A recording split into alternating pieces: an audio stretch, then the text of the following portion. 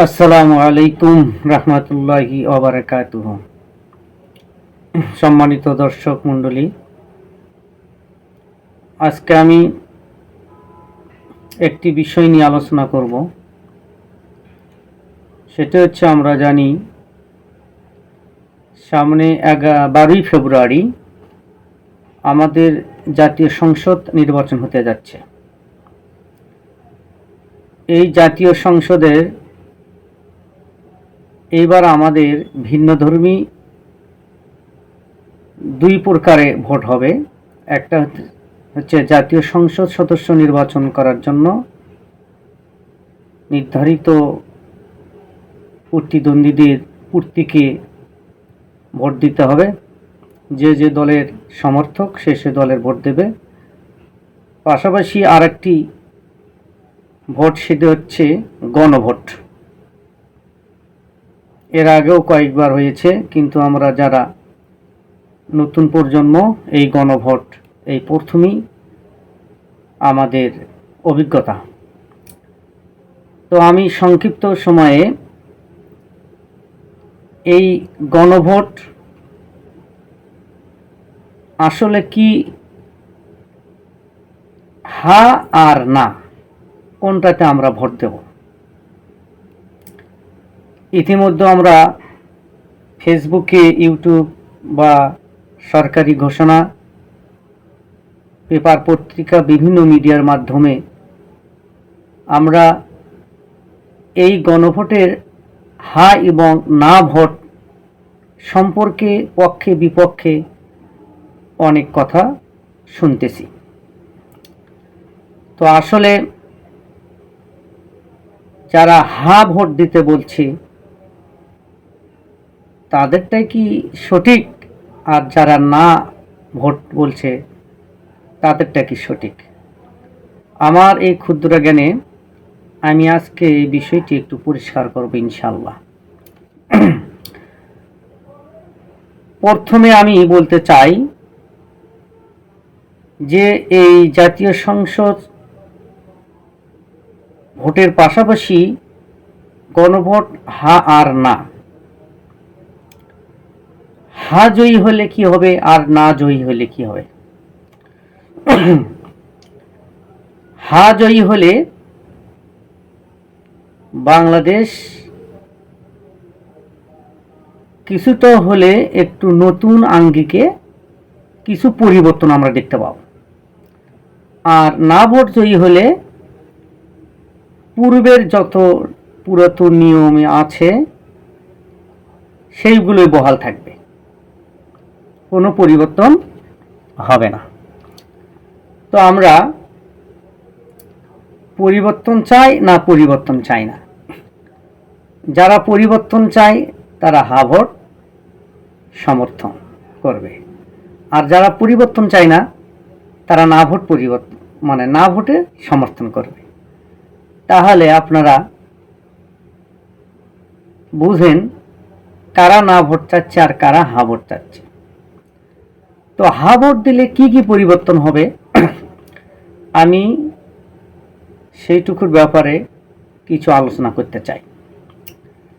যে হা ভোট, যে আপনি যদি পরিবর্তন চান, যে পুরাতন আঙ্গিকে বাংলাদেশ, যে সংসদ আমাদের সংবিধান ছিল, এই সংবিধানের আলোকে নিয়মতান্ত্রিকভাবে চলে।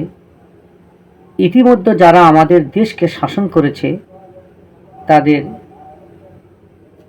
একপেশী মনোভাব, স্বৈরাচারী মনোভাব বাংলাদেশের প্রত্যেকটি মানুষকে অতিষ্ঠ করে ফেলেছে। তাই বাংলাদেশ মানুষ পরিবর্তন চায়। আর এই পরিবর্তন যদি মানুষ বাস্তবায়ন করতে চায় তাহলে অবশ্যই হা ভোটে জয়ী হতে হবে এবং সবাইকে হা ভোটে দিতে হবে। যদিও হা ভোট নিয়ে অনেক কথা আছে, সেটা আমি অন্যদিন পরিষ্কার করব, তাদের কেন এই সমস্ত ভয়। তা হা ভোট দিলে আমাদের পরিবর্তনটা কি হবে এটা আমরা দেখি। যে আপনি যদি পরিবর্তনশীল একটা বাংলাদেশ চান। হা ভোট জয়ী হলে এই সমস্ত সংস্কার যারাই ক্ষমতায় আসুক না কেন, তারা এই সংস্কারগুলো না করে তাদের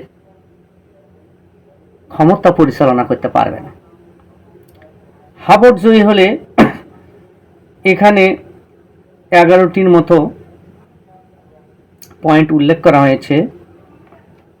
তার মধ্যে যে তত্ত্বাবধায়ক সরকার মানে হা ভোট যদি জয়ী হয়, আমি যে পয়েন্টগুলো এখন বলবো, হা ভোট জয়ী হলে এইগুলো আমরা পাবো, আর হা ভোট যদি জয়ী না হয় তাহলে আমরা এগুলো পাবো না। আর এই পয়েন্টগুলো আসলেই ভালো দেশের জন্য কিনা আমি পড়ে একটু ব্যাখ্যা করে আমার আলোচনা শেষ করব। তত্ত্বাবধায়ক সরকার, নির্বাচন কমিশন ও সরকারি কর্ম কমিশন, পিএসসি গঠনে সরকারি দল ও বিরোধী দল একত্রে কাজ করবে। তাহলে তত্ত্বাবধায়ক সরকার যেটি বাতিল করার কারণে ফেসিবাদ তৈরি হয়েছিল এবং সেই ফেসিবাদের উপযুক্ত জবাব সে পেয়েছে। নির্বাচন কমিশন, সরকারি কমিশন, পিএসসি, বিভিন্ন সরকারি সচিবালয়ে আমলা নিয়োগ, এগুলো সরকারি দল বিরোধী দল পরামর্শক্রমে কাজ করবে। এটা তাহলে কি ভালো না? যেখানে পূর্বের সংবিধানে, আর এই পূর্বের এই হা ভোট জয়ী মানে কিন্তু আমরা যে সংবিধান আছে বর্তমান, এই সম্পূর্ণ কিন্তু পরিবর্তন নয়।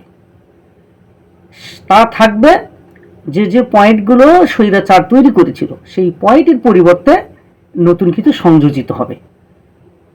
অনেক বলছে যে বিসমিল্লাহ উঠে যাবে, আল্লাহর নাম উঠে যাবে, এগুলো কিন্তু সে কি বুঝে বলছে, সে তার বুঝ, এটা বলে ঠিক না। বিসমিল্লাহ, আল্লাহর নাম সব থাকবে, শুধু এই সংবিধানের সাথে নতুন সংযোজিত হবে। তাহলে সরকারি দল বিরোধী দল মিলে এই কাজগুলো করতে পারবে, এটা অবশ্যই ভালো দিক। তারপর হচ্ছে সরকারি দল ইচ্ছা মতো সংবিধান সংশোধন করতে পারবে না, এটা অবশ্যই ভালো দিক। আমরা দেখেছি বিগত সরকার কৌশল করে তার 300 আসনের মধ্যে প্রায় সবগুলো আসনই তাই ইচ্ছে মতো দেশের এখন ভালো হোক বন্ধ হোক যা হয় হোক সেটা তারা পরোয়া করেনি, ইচ্ছে মতো কণ্ঠভোটে তারা যে কোনো আইন পাশ করে নিয়েছে। তাহলে এই জিনিসটা করতে পারবে না। তাহলে এটা যারা সাধারণ মূর্খ মানুষ তারা এই জিনিসগুলো কিন্তু বুঝতে পারবে, আর অনেক শিক্ষিত মানুষগুলো এগুলো বুঝেও তারা বাংলাদেশের বিপক্ষে অবস্থান করে না ভোটের প্রচার করছে। তাহলে হা ভোটে এটা অবশ্যই আমাদের ভালো দিক। এরপরে সংবিধানের গুরুত্বপূর্ণ পরিবর্তনের ক্ষেত্রে গণভোটের বিধান চালু হবে। তাহলে গুরুত্বপূর্ণ পরিবর্তন শুধু সংসদ সদস্য মুষ্টিময় তার ইচ্ছা মতো নিতে পারত, কিন্তু একটা বিশাল পরিবর্তন করতে গেলে আমরা জনগণের মতামত, তখন এই গণভোটের বিধান চালু হবে। জনগণ যদি চায় দেশের স্বার্থে, আর এখন জনগণ অনেকে সচেতন, ইউটিউব, ফেসবুক এবং আধুনিক বিজ্ঞানের সবে অনেকে সচেতন, তাই জনগণের মতামত নিয়ে যদি কোনো কিছু করা হয় সেটা অবশ্যই ভালো হতে বাধ্য, যেটা আমরা ছাত্র জনতার অভ্যুত্থানে আমরা দেখতে পেয়েছি। আচ্ছা, তারপরে বিরোধী দল থেকে ডেপুটি স্পিকার এবং গুরুত্বপূর্ণ সংসদীয় কমিটি সমূহের সভাপতি নির্বাচিত হবে। অবশ্যই এটা ভালো দিক যে ডেপুটি স্পিকার, যে বিরোধী দল থাকবে আমাদের দেশে, এই বিরোধী দল থেকে ডেপুটি স্পিকার নির্বাচিত হবে, যা ইতিমধ্যে সরকারি দল থেকে সবকিছু গঠন করা হচ্ছিল। এটা অবশ্যই এককভাবে যারা দেশ গঠন করবে তাদের হাতে সম্পূর্ণ ক্ষমতা থাকছে না। এই পয়েন্টগুলো অবশ্যই কিন্তু ভালো। তারপরে যত মেয়াদি হোক, কেউ সর্বোচ্চ 10 বছরের বেশি প্রধানমন্ত্রী থাকতে পারবে না। এটা অবশ্যই একটা ভালো দিক যে আমাদের দেশে যে সংবিধান, সেই সংবিধানে প্রধানমন্ত্রী আজীবন মেয়াদ, সে এখন দেশের বিরোধী কোনো কাজ করুক অন্যায় কোনো টাকা পাচার করুক, সে তার পথ থেকে যাওয়ার কোনো ভয় ছিল না। যেহেতু 2 টার্ম ব্যবহারে অর্থাৎ 10 বছরের বেশি প্রধানমন্ত্রী থাকতে পারবে না, অবশ্যই তার এটা চিন্তা থাকবে যে আমি একটা আমি দুর্নীতি করেছি, আর একটা আমি দুর্নীতি করব, পরবর্তী কিন্তু আমি থাকবো না। আর কোনোদিন প্রধানমন্ত্রী হয়ে আমি ইচ্ছা করলেও এই ভুল সংশোধন করে এবার প্রধানমন্ত্রী ভালো কাজ করব, এই কারণ সে হতেই পারবে না 2 টার্মের পর। এই জন্যে যারা প্রধানমন্ত্রী হবে তারা অবশ্যই দেশের জন্য ভালো কিছু চিন্তা করে, এবং তার ক্ষমতা যে 10 বছর পর হতে পারবে না এটা মাথায় রেখে সে কিন্তু স্বৈরাচার হতে পারবে না। দেশের সম্পদ সে নিজে পাচার করবে না এবং তার অধীনস্থ এমপি সদস্যদেরকে পাচার করার সুযোগ দেবে না। এটা অবশ্যই একটা ভালো দিক। যারা এর না ভোট কথা বলছে এবং যারা নেগেটিভ কথা বলছে তারা অবশ্যই স্বৈরাচারের দোষর, তাদেরকে প্রতিহত করা উচিত এই 12 তারিখে। এবং সংসদে নারী প্রতিনিধিত্ব পর্যায়ক্রমে পারবে, এই পয়েন্টটা নিয়ে অনেক আপত্তি আছে, তবে ব্যাখ্যা বিশ্লেষণ করে আমরা বলতে পারবো, এটা সময় সাপেক্ষ ব্যাপার, যে অনেক, যেমন আমেরিকার মতো দেশ, এরাও কিন্তু নারী নেতৃত্ব তারা পছন্দ করে না। এবার আমরা গত ট্রাম্পের অনেক সমস্যা, এবং তারপরেও তার প্রতিনিধি ছিল একজন নারী। ট্রাম্প যত সমস্যাই হোক, তারা তত পাওয়াগুলো হোক, কিন্তু তারা পুরুষকে বেছে নিচ্ছে, নারীকে বেছে নেয়নি। আর আল্লাহ প্রদত্ত একটা বিধানই নারী এবং পুরুষদের অনেক পার্থক্য করে তৈরি করা হয়েছে, যে যে আল্লাহর সেই বিধানেও বলে যে নারীরা শাসন ক্ষমতা তারা ঠিক মতো চালাতে পারবে না। দেখ, এটা আমাদের বিশেষজ্ঞরা সংসদে বা দেশের সেবায় নারীদের কোন পর্যায়ে রাখলে হবে সেটা তারা ঠিক করবে। আশা করি যে আল্লাহর বিধান মতে নারী পুরুষদের যে স্বতন্ত্রতা দিয়েছেন এটা বিধান করে করা হবে, এটাও আমাদের ভালো দিক। ক্ষমতার ভারসাম্য প্রতিষ্ঠার জন্য পার্লামেন্টে একটি উচ্চ কক্ষ গঠিত হবে, যেটা অনেক দেশে আছে, যে ভারসাম্য রক্ষার জন্য একটা উচ্চ কক্ষ গঠিত হবে, এখানে হায়ার এডুকেটেড পার্সন, বিজ্ঞানী, ইঞ্জিনিয়ার, অ্যাডভোকেট, এই ধরনের ভালো ভালো লোকগুলো নিয়ে উচ্চ কক্ষ গঠিত হবে, এটা অবশ্যই ভালো দিক। তারপরে দেশের বিচার ব্যবস্থা স্বাধীনভাবে কাজ করবে।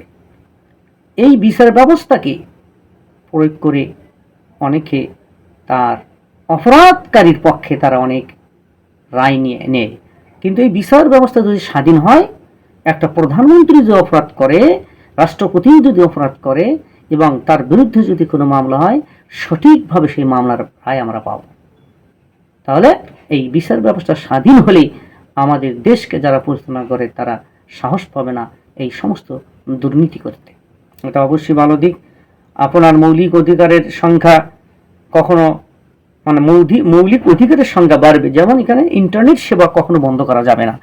ইতিপূর্বে আমরা দেখছি যে তাদের অপকর্মগুলো যেন মানুষের মধ্যে ছড়িয়ে না পড়ে, এই জন্য তাদের হাতে কি ছিল, ইন্টারনেট বন্ধ করার ক্ষমতা। ইন্টারনেট ইতিমধ্যে বন্ধও করেছিল। তাহলে এবং আমরা পরবর্তী ইন্টারনেট খুলে যাওয়ার পর দেখছি তাদের কিছু কিছু আমলনামা প্রকাশ হয়েছে, তারা জঘন্যভাবে ছাত্র জনতার উপরে গুলি করে মেরে ফেলছে। তাহলে ইন্টারনেট সেবা কোনোদিন বন্ধ করতে পারবে না, অবশ্যই এটাও ভালো দিক। তারপরে দ্বন্দ্বপ্রাপ্ত অপরাধীকে রাষ্ট্রপতি ইচ্ছামতো ক্ষমা ঘোষণা করতে পারবে না। তাহলে দেখেন, আমাদের বিদ্যমান সংবিধানে রাষ্ট্রপতির কোনো ক্ষমতা নেই, প্রধানমন্ত্রী যা বলবে তাই। প্রধানমন্ত্রী তার চোখের ইশারায় সব রাষ্ট্রপতি সবকে নিয়োগ দেয়, এবং জঘন্য দুর্ধর্ষ সন্ত্রাসী ফাঁসির আসামিকে প্রধানমন্ত্রীর ইশারায়, যেহেতু রাষ্ট্রপতির কাছে কোনো ক্ষমতা নাই, সে যদি প্রধানমন্ত্রীর কথা না শোনে তার রাষ্ট্রপতি থাকবে না, তাই না? এই জন্য সে বুঝে সুঝেই প্রধানমন্ত্রীর ইশারাকেই পাশ করে দেয়। তাহলে এটা ইচ্ছামতো কি করবে না, সে ফাঁসির আসামিকে ক্ষমা করতে পারবে না। এরপর একটি সর্বশেষ পয়েন্ট হচ্ছে রাষ্ট্রপতি ও প্রধানমন্ত্রীর ক্ষমতার মধ্যে ভারসাম্য থাকবে। তাহলে রাষ্ট্রপতি প্রধানমন্ত্রীর ক্ষমতার ভারসাম্য থাকবে, যে বিদ্যমান সংবিধানে প্রধানমন্ত্রী স্বয়ং মানে একক ছত্র ক্ষমতার অধিকারী ছিল। আর এই ক্ষমতাটা ভাগ হয়ে রাষ্ট্রপতির কাছে থাকবে, প্রধানমন্ত্রী থাকবে। তাই অন্যায়ভাবে প্রধানমন্ত্রী কোনো কিছু করলে রাষ্ট্রপতি সেটা বাধা দিয়ে আটকাতে পারবে, রাষ্ট্রপতি অন্যায়ভাবে কোনো কিছু করলে প্রধানমন্ত্রী সেটা বাধা দিয়ে আটকাতে পারবে। এই যে পয়েন্টগুলো আমি বললাম, বলেন যারা একটু জ্ঞান রাখে, এই হা ভোট যদি জয়ী হয় তাহলে এই পয়েন্টগুলোর আলোকে আমরা দেশ পাব। এই পয়েন্টগুলোই সংবিধানে সংযোজিত হবে, অবশ্যই এটা ভালো দিক। তাই আমি উদ্ধত্ত আহ্বান করব, দেশের জনতাকে আমি বলবো, আপনারা যে হা ভোটের প্রচারণা দেখছেন অবশ্যই তার সঙ্গে সমর্থন করে আপনারা পছন্দের প্রার্থীকে ভোট দেওয়ার পাশাপাশি এই হা ভোটকে আমরা অবশ্যই জয়ী করব, এবং জয়ী করে এই হা ভোটের অনুযায়ী দেশকে আমরা পরিচালনা এবং নতুনত্ব একটা জিনিস অবশ্যই উপহার পাব। তাই সাবধান, আপনারা হা ভোটে জয় করুন, এবং পরবর্তীতে যারা দেশে ক্ষমতায়, আমরা চাই একজন ন্যায়পরায়ণ শাসক, দেশপ্রেমিক প্রকৃতি দল একটি ক্ষমতায় আসুক, আমরা এটাই চাই।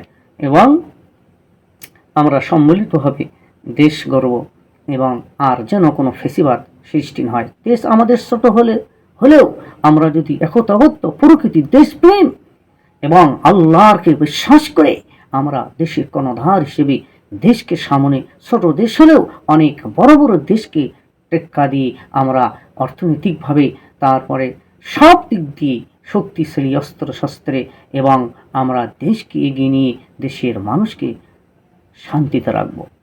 আমি আশা করি আমি আরও পরবর্তীতে ভিডিও আরও অনেক অন্য কোনো বিষয় নিয়ে আমি আসবো ইনশাল্লাহ। আপনারা অবশ্যই হা ভোট দেবেন, 12 তারিখে অবশ্যই ভোট করবেন না। আর দুর্নীতিমুক্ত, চাঁদাবাদমুক্ত এবং দেশের সম্পদ যারা লুট করতে দাবাত করে না, কোনো ক্রমেই যেন তারা ক্ষমতায় আসতে না পারে। এই জন্য যাকে ভোট দিলে, যাকে আপনারা মত দিলে দেশের শাসক ভালো শাসক হবে, ন্যায়পরায়ণ শাসক হবে, এমন একজন শাসককেই যেন আমরা নির্বাচিত করতে পারি। এই জনগণের হাতেই কিন্তু আমাদের সব চাবিকাঠি। এই জন্য আল্লাহর উপর তাওয়াক্কুল করি, এবং আমরা দোয়া করব প্রত্যেক তাহাজ্জুদ নামাজে, ফজরের নামাজে, প্রত্যেক নামাজে আল্লাহর নিকট দোয়া করব, আল্লাহ আমাদেরকে আপনার এমন একজন শাসক আমাদের নিকট নিয়ে এসে দিন, যে শাসকের শাসিত হয়ে আমরা দেশের কল্যাণ বই আনবো, শান্তি বই আনবো, সবাই শান্তি মতো ব্যবসা বাণিজ্য, চাকরি বাকরি এবং যাই কৃষক মজুরি, সবাই যেন সব কাজ শান্তি মতো করতে পারি। এই দোয়া আল্লাহর নিকট আমরা করব, এবং ভবিষ্যতে যেই শাসক আসলে, দীর্ঘস্থায়ী যে শাসক আসলে, সেই শাসককে যেন আল্লাহ পাক দীর্ঘস্থায়ী করে আমাদের দেশের শান্তি সমৃদ্ধি ফিরে দেয়। এই বলে আমার কথা শেষ করছি। আসসালামু আলাইকুম রহমতুল্লাহি ওয়া বারাকাতুহু।